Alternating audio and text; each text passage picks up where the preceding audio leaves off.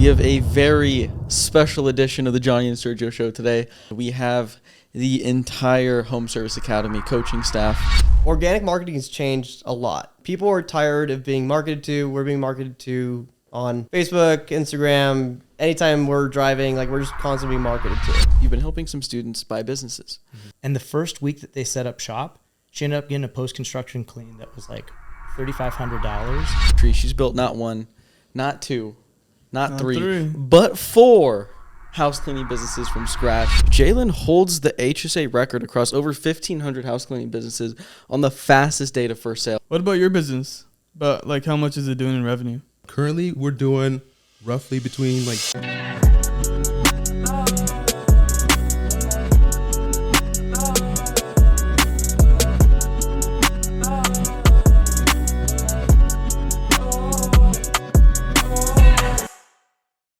These are the same coaches that have coached over 1,500 people to start and grow their very own house cleaning business.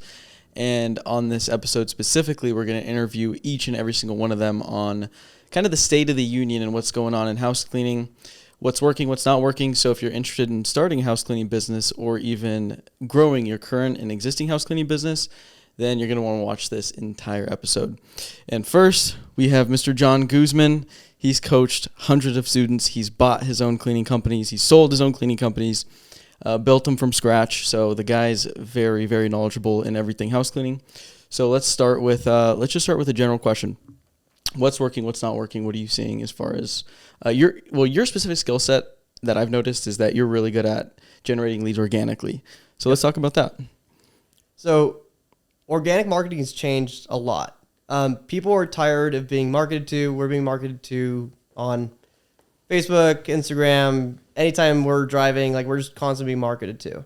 So my approach to marketing is very backwards from what everyone else would teach you. So organic is more of posting from your personal account instead of your business account. It's a lot easier to build a brand around you rather than a small business. No one wants to follow a small business, but people don't mind following Johnny, who has a personality, who has a family, who has likes, hobbies, interests. You know what I mean? So that's what I found is working really well, posting from personal account and just being real. The more authentic of a person you are, better results you're going to get. Yeah, can you give some examples as far as cleaning companies who've came in and kind of try to market themselves as more of a business? Oh, yeah. Versus someone who's come in and marketed themselves as hey, I'm just John in the local community and I own a house cleaning business. That's literally the difference between no likes or 1 like and 200, 500, 600 likes on a post, because it's just a logo. So as soon as somebody sees a logo or they see something that looks remotely like an ad, they just scroll over it. But they see this cute little family or you and your spouse or whoever, and they want to see oh, do I know this person? What's this person's story? Do I know this cleaning company? It kind of just stops the scroll and it gets people to actually engage and comment on stuff. Yeah. Welcome to the community. And we're specifically talking about local Facebook groups, next door neighborhoods, that kind of thing. I've seen a couple wins in the Slack channels that we have with our students of them getting them posting and getting 100 likes, 200 likes, 300 likes. Can you give some examples of why likes are important? Because I think a lot of people watching this why the hell do I care about people liking my posts in the first place? But also some examples of how they're getting those likes. Yeah.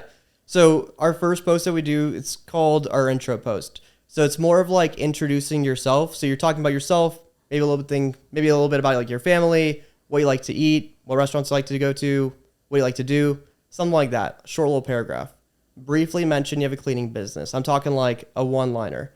And then grateful for this group, want to share helpful tips and tricks for you guys, maybe help you guys out. Whatever. That's the intro post. So you post something like that. You post that a picture of you or your family, you with your dog, something personal. They need to connect a face to this name. If not, you're just some text on a screen. So that doesn't really do well. When you put the photo on there, it's going to do a lot better. And then likes. You're saying the importance of likes. Anybody who likes your post or comments on your post, somebody who comments is more engaged. Somebody who likes it, they're still engaged enough to like it. So I'm actually going in there and DMing every single person who liked this post. So if the post kind of blows up, I'll be a little bit more upfront. if it does like 300 likes, I'm not going to sit there and have 300 conversations. It's just not going to happen. So what I will do is be a little bit more upfront, like, hey, name, saw that you liked my post. Thank you for supporting me. Really means a lot. Just want to reach out and give you $50 off for your first house cleaning with us if you ever wanted a house cleaning. If it doesn't do as well, it gets like 20 likes, 20 comments or something like that, I'll do more of like a relational approach.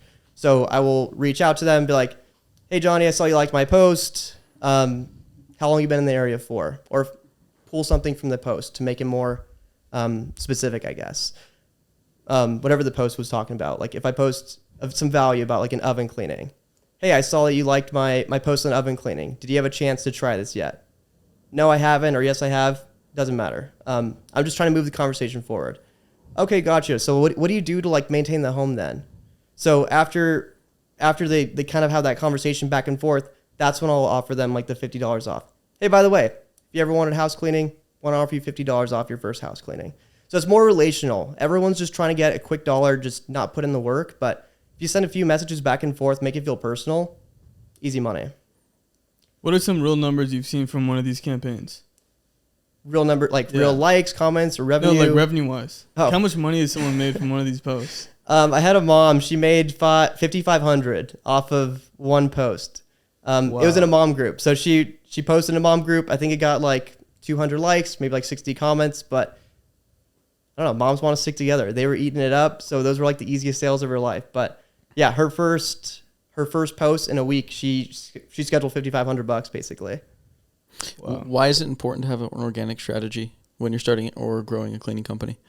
Dude, everyone needs to be on organic because if you're just on paid, well, first of all, you're going to have high acquisition cost. So yeah, if you're paying $100 on marketing to acquire a customer, it's going to cut that in half. I mean, if you're closing one organic, you're closing one on paid, instead of paying $100 every time you want a customer, now every $50 you hand over, you're getting a customer. Mm-hmm. So that's going to drive your acquisition cost down. And also you just need more platforms. If your paid ad platform goes down, they go down all the time. Yeah. You have no business. And I see people build businesses off of Google LSA, off of Facebook. They have one strategy. But why would you do that? Because now you can have 7. You can have organic next door. You can have organic Facebook, Instagram DMs. You can do LinkedIn DMs, cold email, cold call, and a paid ad platform. Now you're at 7 leads, like just 7 different channels there. So if someone does an intro post and it does like, okay, it's like 20 likes, maybe they book a couple jobs off of it, how would they do it to like keep making money? Like what posts come after that? Yeah. So there's a combination of different posts. You want to keep the posting cadence to weekly, and then every other day throughout the week, you want to be liking and commenting on stuff that has nothing to do with cleaning, nothing to do with business. Because if they just think that you're there for business, they're never going to open up to you. They're never going to let you in the community.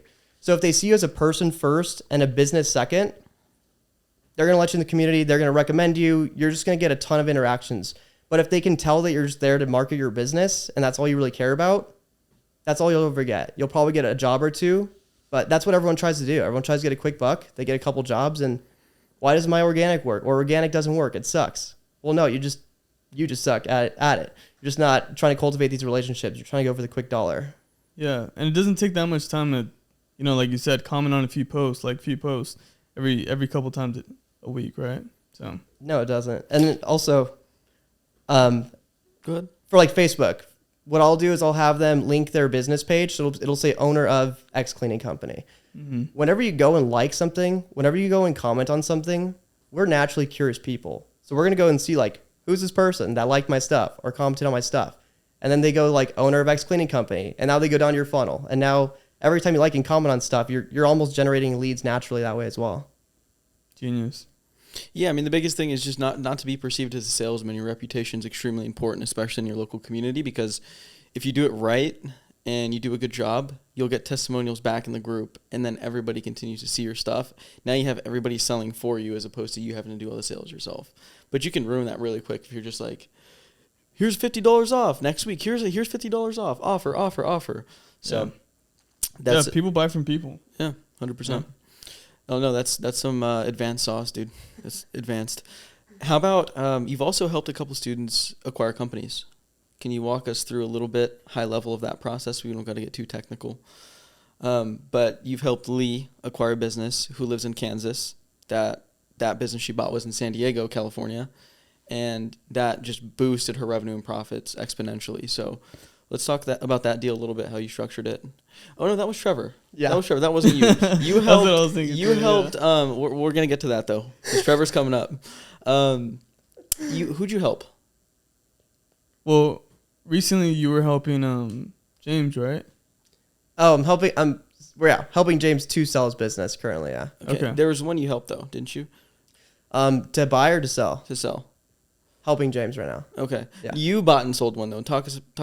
Remind us about that, because we talked about that before, but this is a new episode. This is the Johnny and Sergio show. Yes. And that was pretty sick what you did with the company, because you bought someone's actual business in HSA and then you flipped it. Yeah. So I bought that business for $5K. It was for my mom originally. She got in there. It wasn't for her, and a lot of stuff was just happening personally. So we sold it. But we added a bunch of stuff to it. We fixed the business up, made it really nice, appealing to buy, obviously. But yeah, we had that business for 2 months and then sold it for $20K. So we made obviously the difference on that in profit, and then like the profit from running the business for a few months. So that ended up being pretty good return for 2 months of investing. And how'd you buy it for $5K? Like, how'd that number even come about? Negotiated down. Buyer was really motivated though. Buyer really just wanted to get out. He had another opportunity he wanted to jump into, and he just didn't have time to manage it. And I wanted to jump in really quickly. So I said, I will buy this thing as fast as you want it. Let's talk numbers. We talked numbers. He wanted about 7 at first, and then I just said 5, and he said, yeah. I was expecting a negotiation. That didn't happen. So I just said 5, and he said, yeah. So that's how, Nice. nothing too crazy there. He just said yes. I think the lesson there is like you'd be surprised at what you can get away with when you go through the process of buying someone else's business, because you can get some crazy deals. And so what advice would you give someone who, like, there's a lot of talk on the internet of like, oh, just go buy a business, right? And it sounds scary. It sounds like, oh, it's this big complicated thing. But what advice would you give to someone who's listening to this, who's like, I could never buy a business? You can buy business, but also stay in your lane. Because I see people I want to buy a 50K a month business. I want to buy a 60. You can't buy that. If you don't have any experience, you've never done anything like that, you're going to run that business into the ground. You're not going to build a 100K business because you don't know what you're doing. But if you do want to do it, you can get them for really cheap. They have some history. They have clients you can reactivate.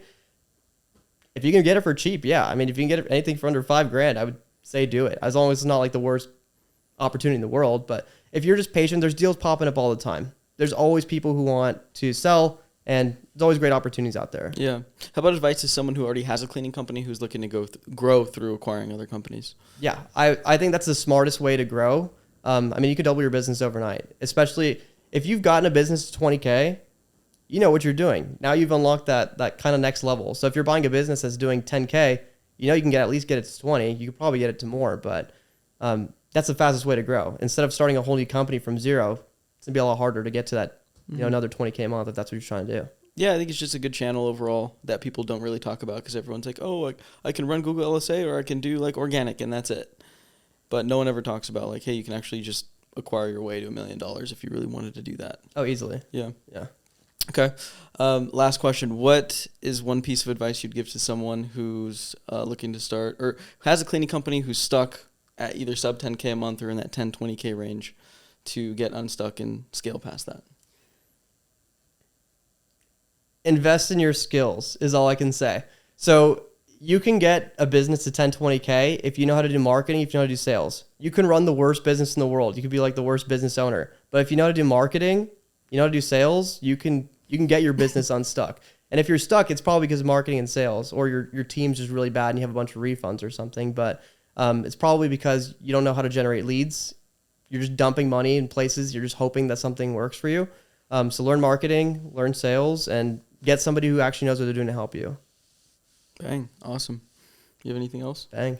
Dude, I think the only question I want to ask you is, what's one of your favorite hobbies?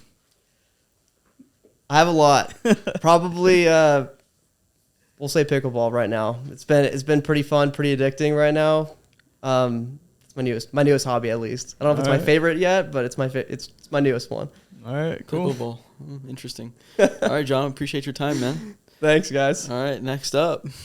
Okay, let me just interrupt real quick to tell you about Home Service Academy. It's the company Sergio and I run. Home Service Academy is essentially a business in the box where our team will actually roll up our sleeves and help you build a house cleaning business and run it completely remotely from anywhere in the world, from dirt to however big you actually want to take it. To date, we've helped over 1,500 people start and grow their existing house cleaning businesses all across the US and Canada. It's something we've gotten very, very good at. And if you've been looking to dip your toe into entrepreneurship, whether that's to go full-time in a business, to replace an income, or just build a side hustle that produces you an extra whatever amount of money you want to make on the side, on top of your current 9 to 5, then click the link in the bio and book a call with our team. It's completely free. And at the very least, you'll see what it looks like to actually run one of these businesses, the time commitments, the amount of money it costs to actually start, and every good and bad thing that can come with running one of these. So again, if that's something you're interested in, click the link in the bio, and let's get back to the pod. All right. Let's Okay, go. we called a little bit of an audible.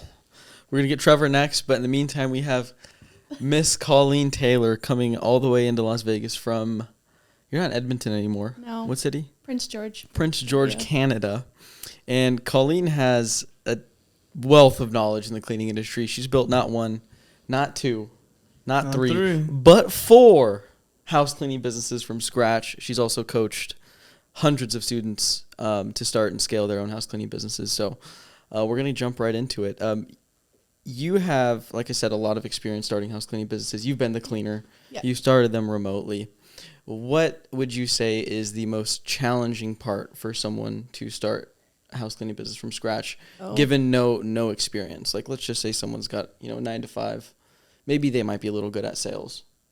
So they have no cleaning experience? No cleaning experience. If they have no cleaning experience and they're trying to do it like themselves, don't do it.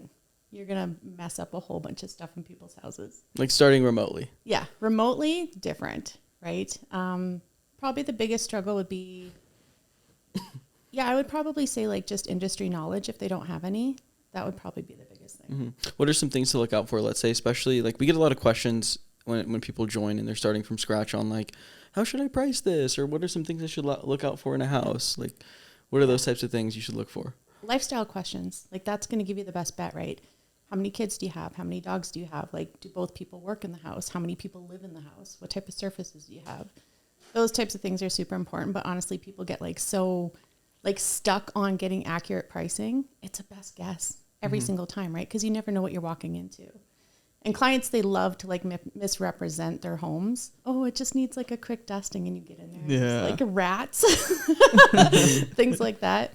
But yeah, pricing is probably the hardest thing, but it's like get close enough and you'll get better. And sometimes you'll still make mistakes. I mean, I can't say that I don't, right? But if you're setting expectations correctly with your clients, this is an estimate. When we get there, if the scope of work is a lot larger, we may need to readjust the pricing. And I mean, I was just go ahead. Well, I was gonna say that you've been in the game so long that you misprice something and it's like not the end of the world. No. Right? Like, cause you know that this is just life. But like, you've probably seen people come in, make a mistake, and like it's the end of the world. Yeah. So like, how do you get over that? Just over time, right? It's like you just develop such a thick skin being a business owner. Yeah. And it's just through reps, right? It's like the more mistakes you make, the better and the easier it gets. But people are so afraid to make mistakes. And it's like, just move forward imperfectly. Like that's the best thing you can do. Imperfect action. Yeah.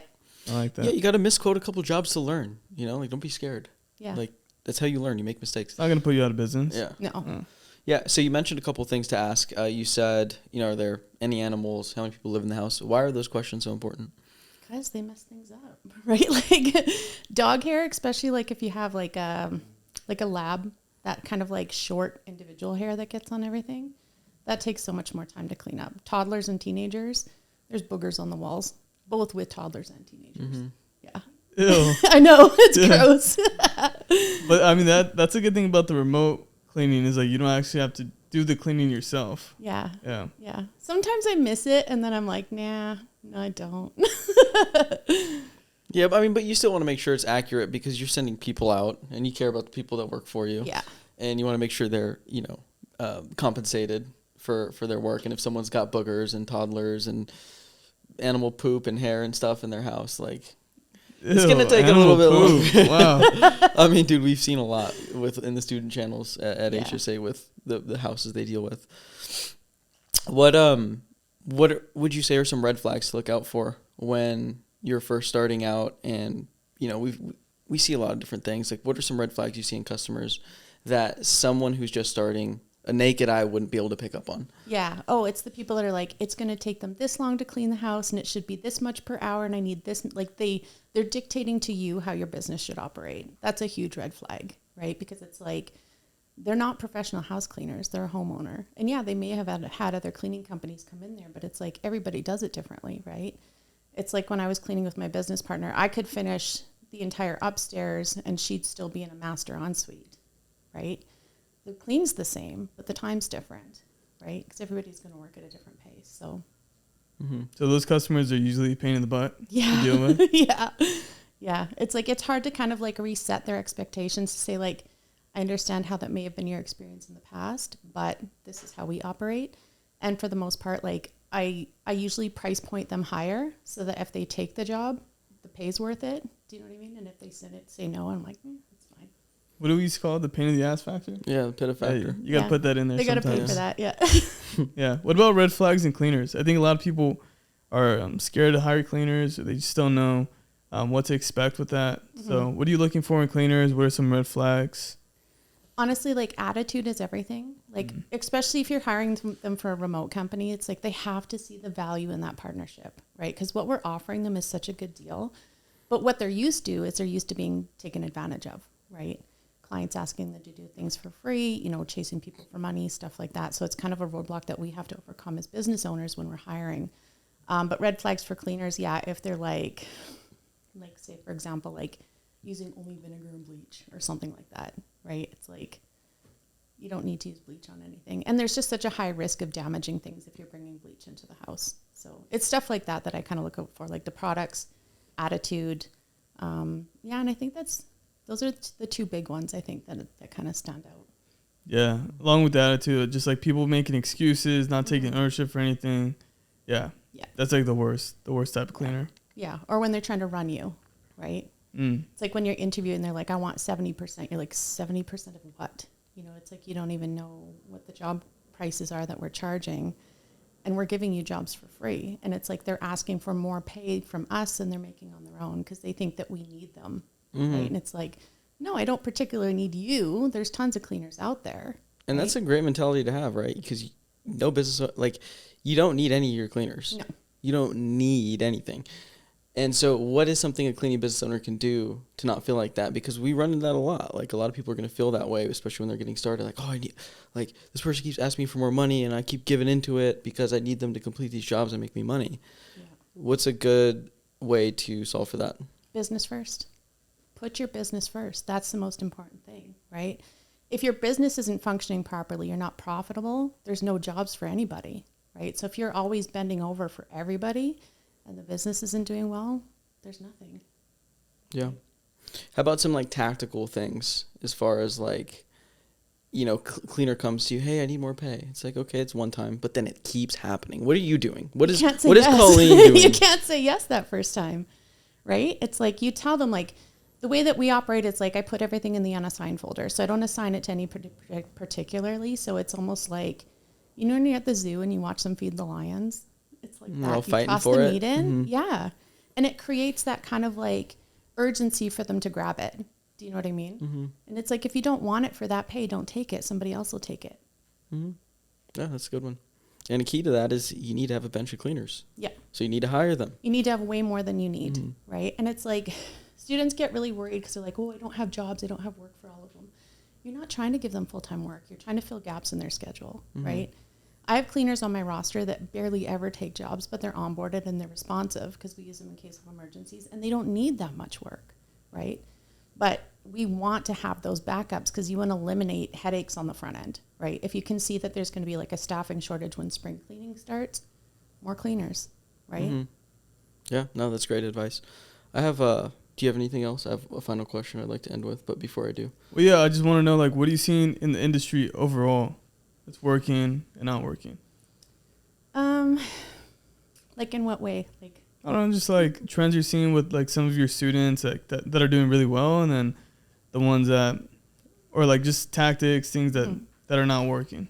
Honestly, if they're willing to problem solve and realize that like the journey isn't important, but the result's important, right? You can't get stuck on one idea of a path. It's like, okay, this one didn't work. Plan B, plan C, plan D, plan E. Like you have to pivot. You have to. And the ones that are like open to that and not upset about the first option not working out are the ones that do well. Yeah. Just being good problem solvers. Yep. Yeah. 100%. Business is nothing but problems. You're going to run into problems at every level. So Yeah. you get used to it. Yeah. But that was going to be my kind of question was like, you've coached tons of students by this point. What separates the outside success versus the people who never do anything? Just don't whine. Like the whiners never go anywhere, right? Like the ones that are always blaming someone else. I always tell them, like I do those live calls on Tuesdays and I tell them, if something goes wrong in your business, it's your fault. Even if somebody else took that action, it's still your fault, right? And you have to figure out like what you did, trace it all the way back to where you went, where you didn't set an expectation or you didn't have a standard operating procedure, and put that into place. That's how you have to fix it. So the more problems you have, the more compounded you can make them, the easier your business is going to be over the long term. That's so good. That was fire. Yeah, I think ownership, just, it's one of those things where if you take ownership for everything in your life, even things that don't feel like you should, Yeah. like it's just such a freeing feeling. Yeah. Like you're in more control than you think. Oh, absolutely. Yeah. Absolutely. Do the part that you can control and let go of the rest, right? Like don't worry about something that hasn't happened yet. Like, oh, this customer might be upset. Mm-hmm. They're not upset yet. They may never be. So you might be stressing for nothing. Yeah. Mm-hmm. All right, and then favorite hobby? I don't know. Come on, you got something. I'm boring. I crochet and I do cross stitch, but inappropriate cross stitching. Okay. All right. Yes. Well, appreciate your time, Coleen. No, she takes a lot of picture of mooses. I see that in a lot of the channels. There's a lot of Canadian moose in my backyard. Yep. All right then. Yeah. Well, All right. thanks. Thanks for Appreciate being on the your pod. time, Coleen. Thanks.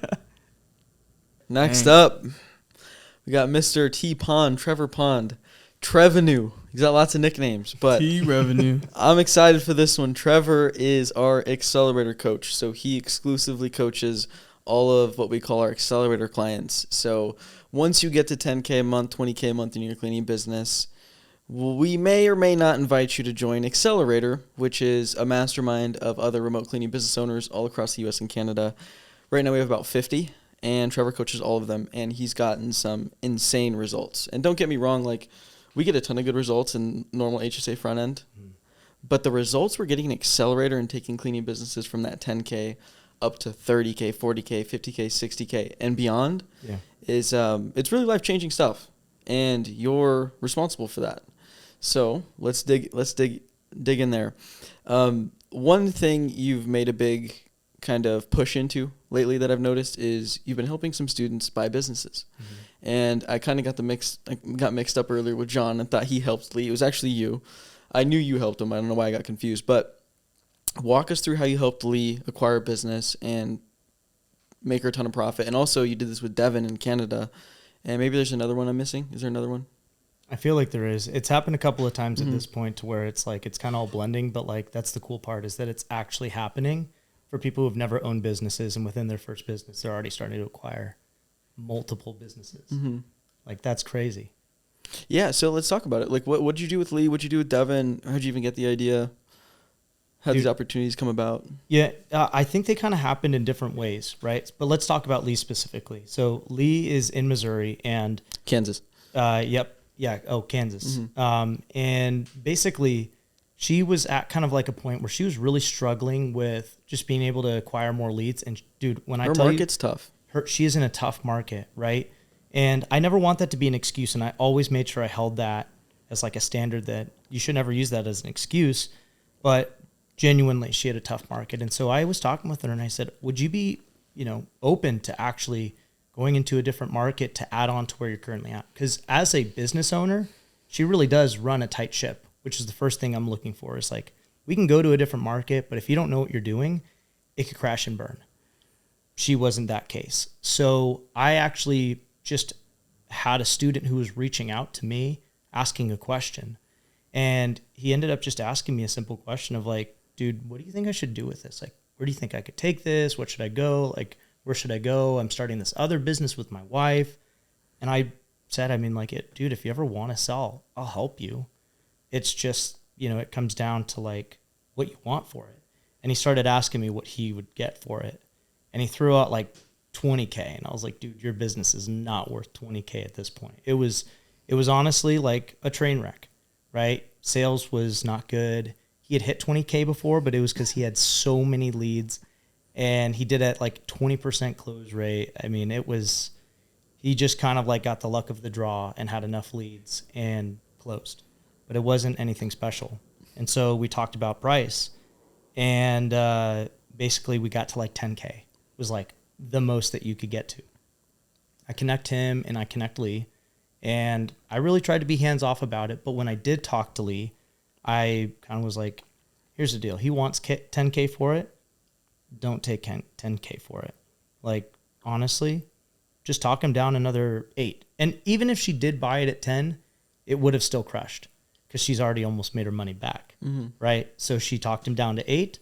She was firm and then he was good with it. And the first week that they set up shop, she ended up getting a post-construction clean that was like $3,500 and paying the cleaners at like 40%. It was just like madness, dude. I was like, dude, your first week and you're already starting to cash in. Mm-hmm. That was so cool. That was like one of my personal favorite wins because Lee is an awesome person and she just was fighting through a tough market. But that's like exactly one of the things that you look for in an accelerator student is like resilience. It's not always going to be puppies and rainbows. Like you want somebody who's going to be puppies and rainbows. Yeah. And how has her like mindset shifted around like business, buying businesses? Like where does she want to take it now? Dude, well, she actually said by Q4, she wants to have 2 more businesses. She wants to optimize the current one, make sure that it's in a good place, but she wants to have 2 more by end of year, which is really cool. And the way that she is like Lee naturally is a much more like timid person. So like for anybody that is interested in actually being a business owner, you don't have to have a certain type of personality. You have to be willing to work past those kind of character traits and find a way to like show up differently. And that's exactly what's happened with Lee. She's like, you guys see her on the calls. Like, she's a beast, dude. Dude, she's come a beast. long way. She's worked her freaking butt off to get to where she's at. Yeah. And she's had to go through some freaking trials and tribulations, dude, to get to where she's at. Yeah, and she's come to me some days and said like, Trevor, I think like maybe I should like just hang up the towel. Like maybe I should be done. Maybe I'm not doing this right. And I was like, no, you're actually the total opposite. You actually are one of the best cleaning companies in your area. It's just that you're not getting as much as some other people in other markets. And that's fine. That just means that when you move, you're going to crush it. And guess what happened? She moved. We got her a good place and she's crushing it. Mm-hmm. And operations, dude, she's doing amazing. Mm-hmm. So that's just like one example. Yeah. No, I mean, I think what you've done with Lee and the few students you have helped buy a business and kind of grow their business through acquisition has been awesome. But what I think is even more awesome is what you've done with just the overhaul and the restructuring of a ton of businesses that come into Accelerator, where it's just a mess. It's just like a messy room. You got to clean everything up. Yeah. And that's what I really want to talk about with you is what are you doing to drive so much results for these cleaning companies? Like, what do you see as common things that they're screwing up on that you're having to fix over and over again? It's a lot of coming down to like, you don't actually know what's happening in your business, right? And it's almost like they don't 100% understand what it's looks like until I break it down so precisely. And then I tell them to go and do something, they go and execute. And then it's like the blinders have been lifted, right? They're like, oh, wow, that's like what you meant, right? And it's just talking about like what isn't measured isn't managed, right? And so we create specific KPIs with their business so that they can try and hit those KPIs every single month, right? They're the business owner, but they have their own KPIs. And once they start to actually understand like how to properly manage their business, they feel like they've like there's almost this foundation that's been built to where they can scale afterwards. So we do an initial deep dive. We go through things called VFOs, you guys know, vital few objectives, and we're really just developing that foundation so that it's not just like held together by duct tape. And then it can freaking scale to the moon after that. Mm-hmm. What are a couple like testimonials, case studies you have that you're most proud of? Dude, that's really tough. Give me like top 2. Um, The reason I ask is because I want to give viewers like the chance to, like, if they're in a shitty situation, see, like, because you've cleaned up some companies where there's like, dude, this is messed up, and there's probably gonna be some people that watch us that are in that situation, like, oh, there's no hope, and you've had some crazy turnarounds. So I just want to kind of give a chance to inspire here. yeah, I think one of the first ones that like come to my mind is like Jazz, right? Jazz and I were talking, and we were looking at her P&L, and it's just like, holy moly, you're like breaking even. In some months, you're like in the negative. And she's doing a lot of revenue per month. Yeah. And it's like you could have these really high numbers, like doing 30, 40K a month, and you could still be breaking even. And some people may think that's crazy, but that's the reality of it is you don't know your numbers. You don't know how to turn things around. You could very well be in the negative. And dude, we just spent like each week meeting, going through every single thing that she was doing in the business. And then the following month, you saw the P&L. She hit over 9K in net profit.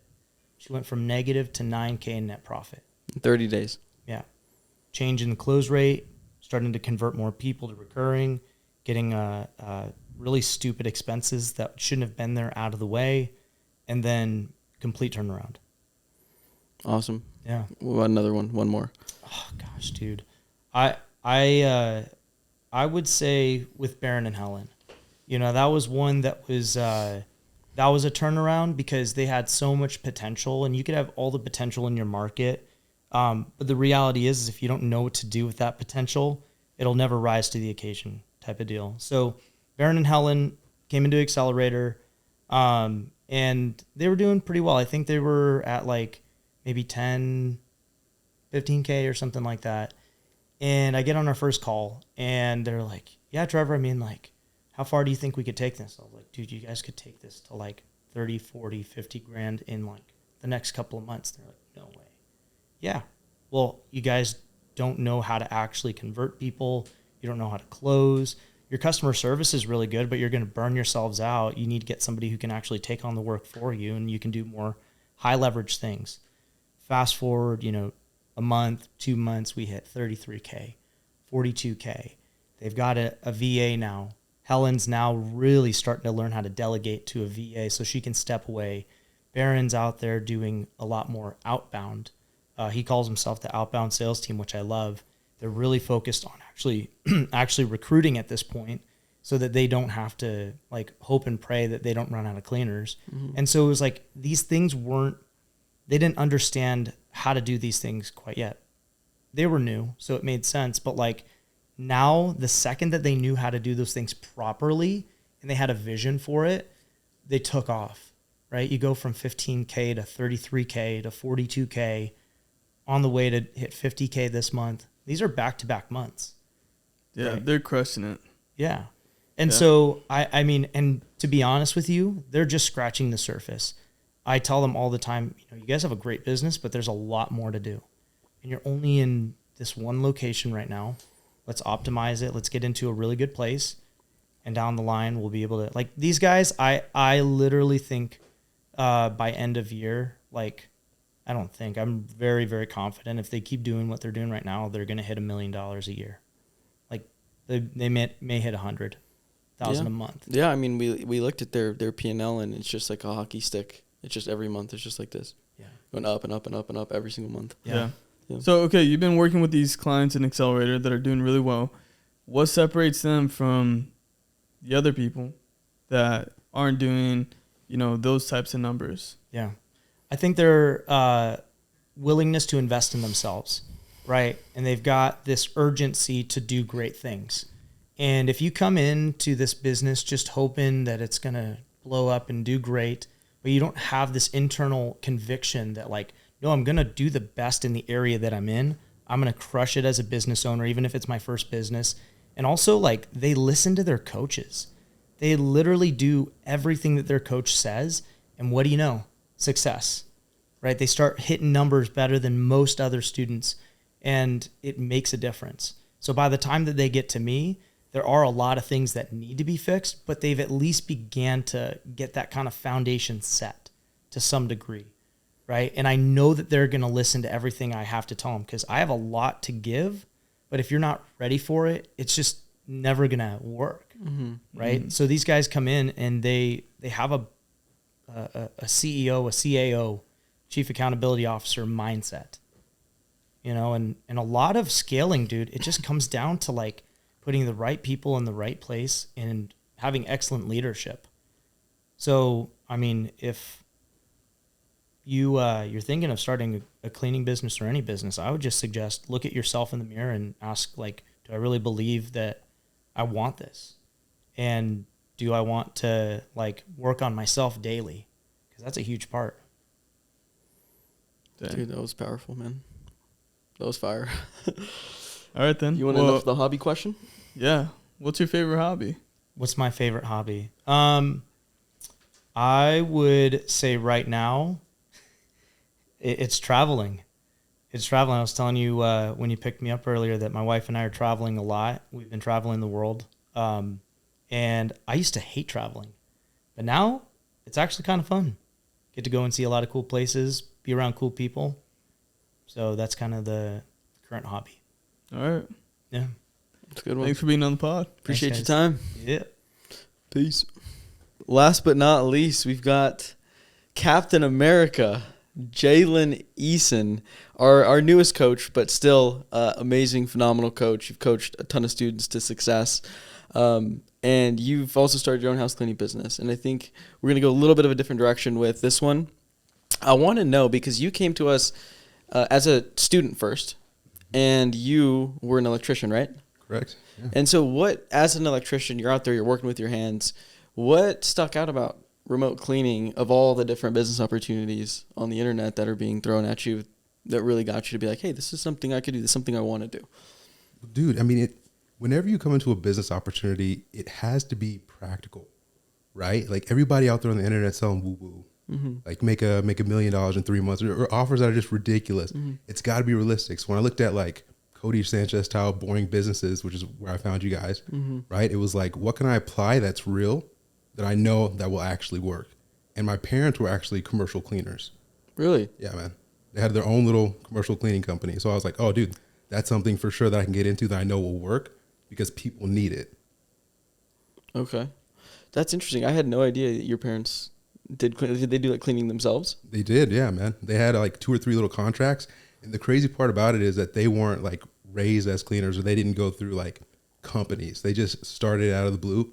And I was like, yo, if 2 people like that can get into cleaning, then it's like, okay, I understand that this is something that works that other people can get into. So What do they think about you now having a cleaning business? But they know that you're not doing any of the work. Dude, yeah, I know.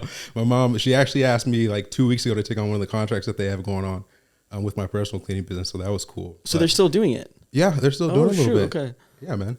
Yeah, so yeah, they love it, man. It's cool because they don't know the full extent, right? They're kind of old school like that, so they don't know how big we're taking it. But it's cool to have something where it's like, yeah, you know, you could pass the reins to me. I'll keep the family going. Have you given them any sauce on like what they can do to like get out of the field, grow their cleaning company? A little bit. They have to get ready for it though. It's like a mindset shift from old school to new school for them in order to step into that like that management role of not wanting to be hands on and do it yourself.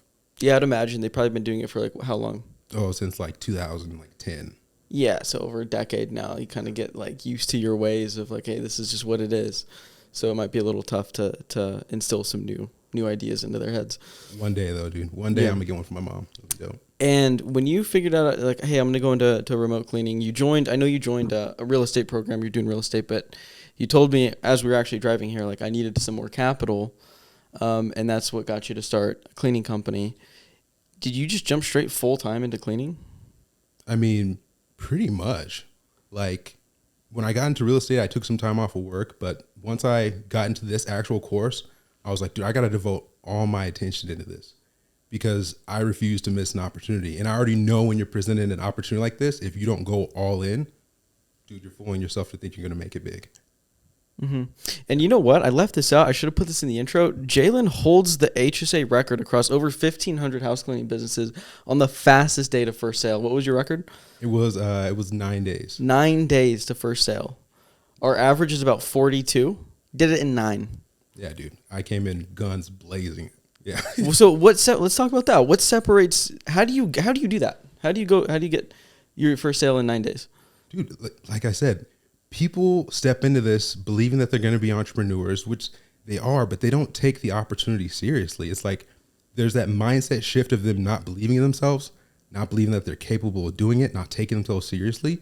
They say they want it, and there's a part of them that does, but they're still held back by like limiting beliefs, by like circumstance. And so for me, with 4 kids and a wife, I'm like, dude, give me an opportunity, and like I'll run through a wall to make it happen. And when I say it, I actually mean it, and that's the difference that a lot of people seem to be missing. Yeah. Yeah, no, and you're, dude, your word is iron-willed, man. You jumped on the call. I remember you kept telling, who's your coach? It was Angel. Angel's still with us. He just transferred departments. You told Angel, you're like, I'm built different. I'm going to get the record. Didn't you? Yep. Yeah, and you got it. Day one. So tactically speaking, though, like, how did you get your first client? Because, like, one of the parts of the curriculum is, like, you sign up for Google Local Service Ads, turn it on. It's the lowest hanging fruit to get leads. Were you able to get it turned on that quick, or did you just go and hustle for your first client? Dude, well, actually, the funny thing is that I started the whole local service ad portion, and I was having issues with it. So I was like, oh, forget it. I got to go to the source. And I'm the type of guy now, once again, wife and 4 kids, well, I'm not playing. So I called Google up, and I was just picking their brains on stuff. And the lady told me the little sauce, how to connect it to my business and get the ads instantly. Got that going, got all my ads or all my reviews done in a couple of days. And I hit the market. Like I said, I just instantly turned on ads at that point. Like, yeah, that was a huge portion of it. Were you freaking out? Like, did you have cleaners already or what? Yeah, what was that like? Dude, that's so funny. So I turned on the ads, and then I think the next day I got cleaners because I was really pushing to get a team going. But that morning I got my first call while I was driving to the bank, and I remember that because I heard the open phone ringtone. I'm like, what is this? Never taken a sales call for this before. Heart was pounding out of my chest, completely winged. You didn't even have the script in front of you because you were driving. Yeah. Straight up, man. Savage. I just absolutely winked. I was like, what's the worst that can happen, right? Right. Because I already invested in coaching. So it's like, if I fail, worst comes to worst, I take this call to my coach, we look it over, and I got the cheat code right there to succeed the next time. Yeah. You know what I'm saying? Such a good mentality to come in with. Where'd you get that from? Dude, I mean, it's just, I think it's a mix of things, man. But one of the major pieces I got to say is like, I love bodybuilding, man. It teaches the mentality of. Yeah, if you're just pure listening to this, like this man is he's a unit. The super soldier. Yeah. Making me blush. But it's that mentality of like, dude, go try it. And what's the worst that can happen? The worst that happens is that I might fail a couple times, but eventually I'm going to figure this out. And it's going to bring me one step forward. And that one step is all I need to have the edge. And I can just do that again and again and again. And eventually I'm going to fail my way to where I'm going. And that was it. Man, it worked out well. Worked out pretty quick for you. Did you end up closing that client, though, in the car? I did, dude. Nice. I did. Wow. Yeah. It was, the first clean was a commercial clean. It was rad. Nice, dude. And how's that? I'm curious, how's the whole mentality and things and you crushing that record translate into your coaching? Like, how do you approach your students, especially the ones who come in with, like, a bunch of limiting beliefs? Dude, on that first call, I get so deep into, like, why are you here? Like, you were here for a reason, but do you really understand why you're here? And I don't think a lot of people do. Because they kind of want it, but they're still not bought into the process. They're relying on us so heavily, which is nice. But at the same time, they're willing to bet more on us than they are on themselves. And so I really try to flip that script within the first week, 2 week, 3 weeks of saying like, yeah, you got to focus on why you're here. You have to be here for this opportunity. You have to push yourself.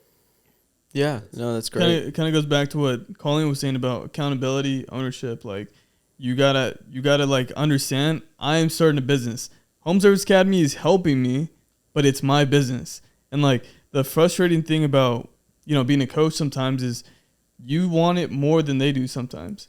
Dude. Like it's like, dude, I can't want this more than you do. You can't. Yeah, that's heartbreaking. Yeah. Sure. But they just gotta want it and then do it.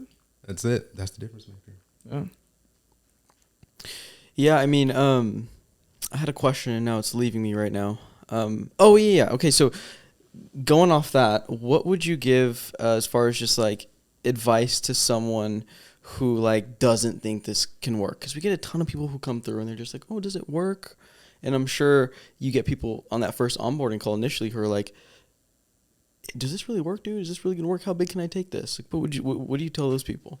Dude, I'm always gonna ask them. It's like, what are you gonna win by not taking this chance on yourself? Right? Just more of what you have. So it's like when you enter into any situation with fear and scarcity, you're gonna get more fear and scarcity. So you have to enter into this opportunity like it's an actual opportunity. Yeah, that's good advice, man. Curious, what case study, testimonial success that you have as a coach are you most proud of? Oh man, there's quite a few. Let me think about that for a second. Yeah, I mean, of course, naming no names because we got to keep it that way. I did have a student in California who really wanted to get in this in order just to get his time back. Like he just wasn't. He was spending a lot of time on his actual job. Ended up injuring himself. It's all good. He had the time. And he was like, during the time that I have off, now I need to focus on building a business so that I have something bulletproof that will take care of my family. So that situation never happens again. Right? And it was cool because he was really struggling with the tech stuff. So we spent a lot of time together just going through all the little inefficiencies that he was having. And he was really good with people, but it just took that little extra bit of time and nurturing. And it was really cool to watch him grow and take off in his lane. Mm-hmm. And how did he end up doing? Like, did he end up getting some of that time back? Oh, dude, he's an accelerator right now. Oh, is he? Yeah. Nice. That's Let's awesome. go. What about your business? How's your business doing right now? Dude, solid. Yeah, I enjoy it. But like, how much is it doing in revenue? Currently, we're doing roughly between like 10 and 12K a month. That's solid. Because you started your business like late last year, right? Yeah. So It's awesome. brand new, and then you have a full, obviously, load of students that you coach full time. So it's just a testament to you can have something full time and run on the side. So, dude, you have an awesome story, man. I appreciate you doing this. You want to ask favorite hobby? Yeah. What's your favorite hobby, man? Dude, I mean, I love to dude, That's not bodybuilding. Besides bodybuilding, of course, I was gonna go besides that. Dude, just playing the Switch with my kids, man. Oh, okay. That's it. Yeah, hanging out, playing games with my kids. Yeah. That's awesome. Nice. All right, then. All right. Well, that's the pod then. That's the That was pod. our last one. If you want to work with any of these amazing coaches, as you can see, we don't just pick up schmucks off the side of the road to teach you house cleaning. Nope. I mean, at this point, they know more than us. So if that's something you're interested in, Yeah, I don't know about that. click but- the link in the bio. Click the link in the bio and see what it's like to work with us one-on-one, where all these coaches will roll up their sleeves, get their hands dirty, and help you build a house cleaning business from dirt to however big you're willing to take it. And that's the pod. All right. Peace. Peace.